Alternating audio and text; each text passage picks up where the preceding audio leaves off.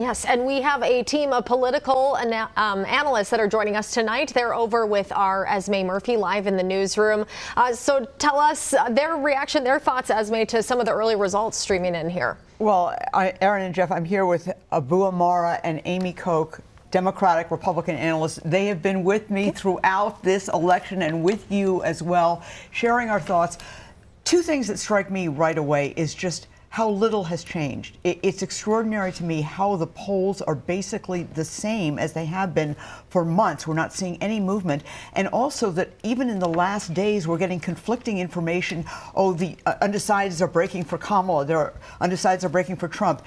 It's really a toss-up, and it's really up to the American people right now, which is what this is all about. Amy, your thoughts? So a couple thoughts. What should have been a sleepy election for Minnesota, just the state house up, is now the state house up, the Minnesota Senate up, and the governor has the potential to be the vice president. So what should have been sleepy has become very exciting. And second, so many people come to me and think that Minnesota is a blue state. But look at these numbers. The Minnesota Senate is divided by 1 vote. The Minnesota House is 4 votes. Congressional delegations, 4 and 4. We are actually very swingy state, and the latest poll has got Donald Trump down by just 2.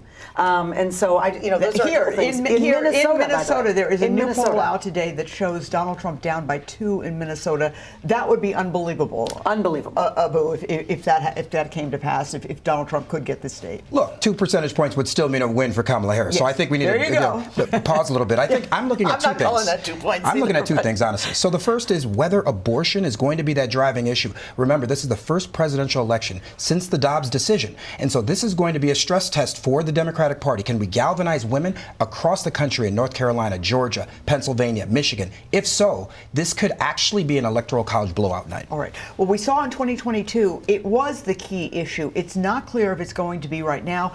And what's so interesting about the polling is that Donald Trump seems to be able to deflect so many things, including people who are upset with him about his appointments to the U.S. Supreme Court.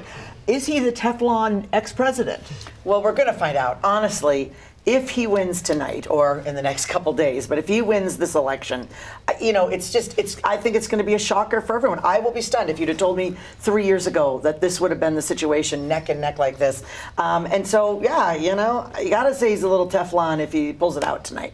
All right, Abu? Look, there's no question I think it's survived things that most politicians wouldn't have survived. Democrats can't focus on that. We've got to focus on the organization, spending the money it takes to win this election. I think Kamala Harris has built the most robust voter activation program in history. Hopefully, we'll see what it does tonight. All right, well, thank you guys. And Aaron and Jeff, I can tell you that we are also looking at the turnout. The turnout's been so amazing. The early vote here in Minnesota, 1/3 of the vote basically is already in.